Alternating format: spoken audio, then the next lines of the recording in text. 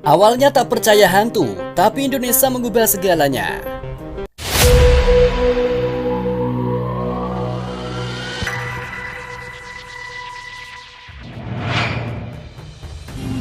Ini singgah ada Habib di Sungai Danau lah, para klinik.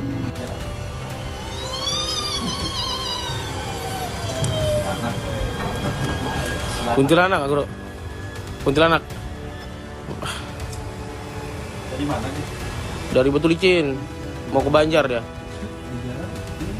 Nah ini sepupunya nah bang. Nah sepupunya. Bagi banyak orang asing termasuk warga Jepang dan Barat, hantu hanyalah bagian dari film, cerita rakyat atau hiburan semata. Logika dan sains menjadi pegangan utama dalam memaknai dunia. Namun semua keyakinan itu kerap mulai goyah ketika mereka datang dan tinggal di Indonesia. Negara yang dikenal bukan hanya kaya budaya, tetapi juga syarat cerita mistis yang hidup berdampingan dengan keseharian masyarakatnya. Fenomena ini kembali ramai diperbincangkan setelah beredar berbagai konten yang menampilkan reaksi bule yang awalnya menertawakan kepercayaan tentang hantu. Namun perlahan berubah menjadi penasaran, bahkan takut, setelah mengalami langsung suasana dan cerita mistis di Indonesia. Aku bingung, kenapa bule-bule gak pernah lihat hantu? Aku udah lama tinggal di sini, aku belum pernah lihat hantu. Tapi ada banyak teman orang Indonesia yang sering lihat hantu. Itu dah orang bule gak gini, gak percaya apa setan gitu ya, gak pernah lihat setan. Jadi aku gak tahu ya, gimana, kok bisa? Di banyak negara maju seperti Jepang dan Eropa, hal-hal gaib cenderung dipisahkan dari kehidupan sehari-hari. Jikapun ada cerita hantu, posisinya lebih sebagai budaya pop atau hiburan. Bule ketemu hantu Indonesia dan hampir kesurupan. Bule Amerika ini bercerita bahwa dia mengalami cerita mistis. Tiba-tiba ibunya menjadi setan. Ibunya wajahnya seperti melting. Terus dia tanya saya berkali-kali, apakah kamu percaya dengan hantu? Apakah kamu percaya dengan setan? Setelah itu dia mengalami ketindihan dan melihat 2 pintu di kamarnya terbuka dan ada sekitar 100 makhluk halus yang menunggunya di balik pintu. Para hantu itu mencoba berbicara dengan bule ini serta mengajak untuk bergabung bersama mereka dan mencoba merasuki tubuhnya. Dengan perasaan takut, dia berusaha untuk bergerak namun tidak bisa dan dia mengalami itu hampir 1 jam lamanya. Sangat takut.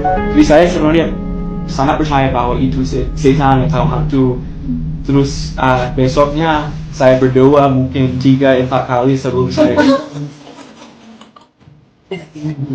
Berbeda dengan Indonesia di mana cerita tentang makhluk tak kasat mata bukan hanya legenda, tetapi dipercaya memiliki tempat dan aturan tertentu.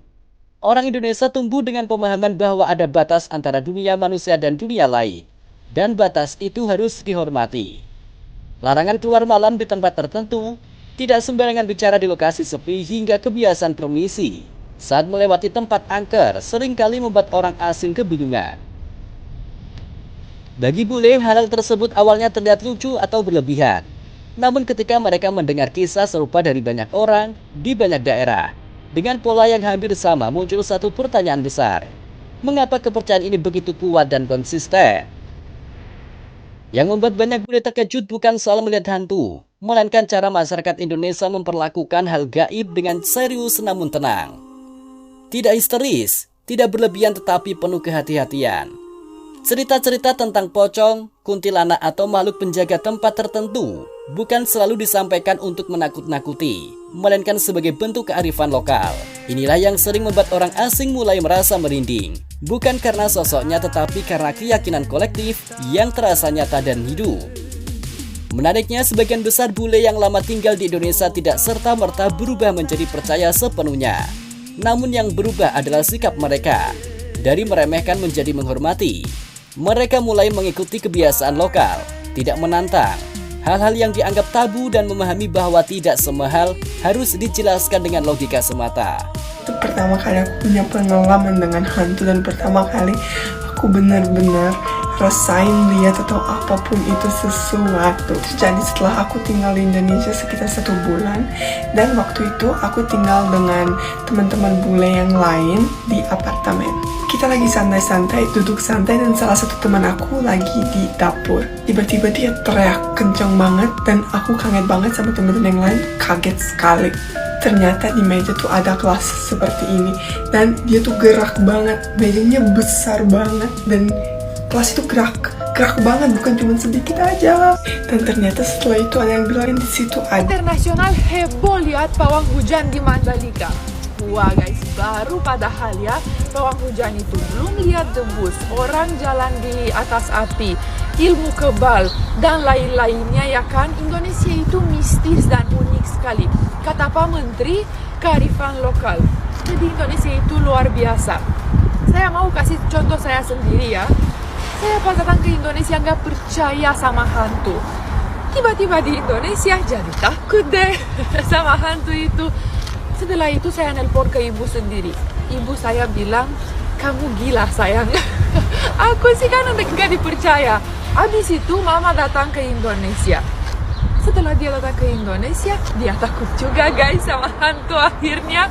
Terus akhirnya percaya saya juga. Dan memang ini bukan hal buruk ya guys. Emang ini keunikan Indonesia dan salah satu fact yang bikin Indonesia indah dan menarik. Oke, bye. Indonesia mengajarkan bahwa hidup tidak selalu hitam putih antara nyata dan tidak nyata. Fenomena ini juga memberikan dampak positif. Banyak bule akhirnya lebih menghargai kearifan lokal Indonesia. Memahami bahwa budaya tidak bisa diukur dengan standar satu negara. Menjadi lebih terbuka terhadap perbedaan cara pandang hidup. Bahkan bagi sebagian warga asing, pengalaman ini justru memperdalam ketertarikan mereka terhadap Indonesia. Bukan hanya alam dan manusianya, tetapi juga nilai-nilai tak tertulis yang diwariskan turun-temurun. Indonesia seringkali membuat orang asing terkejut, bukan karena teknologinya, tetapi karena hal-hal yang tidak bisa dilihat namun diyakini bersama. Dari yang awalnya menertawakan, banyak bule akhirnya belajar satu hal penting.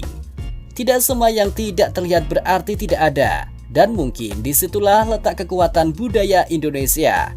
Mampu membuat orang luar mempertanyakan kembali cara mereka memandang dunia.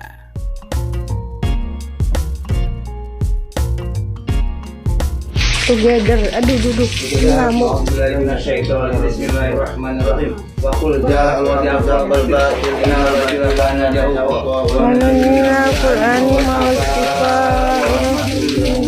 Jongkok, Mister. Nongkrong, duduk gitu.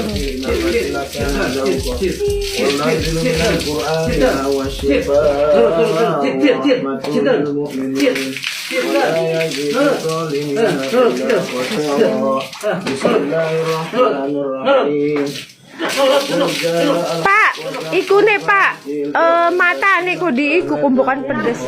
Dirau Pak kan mata nih ku. Quran mawasifa.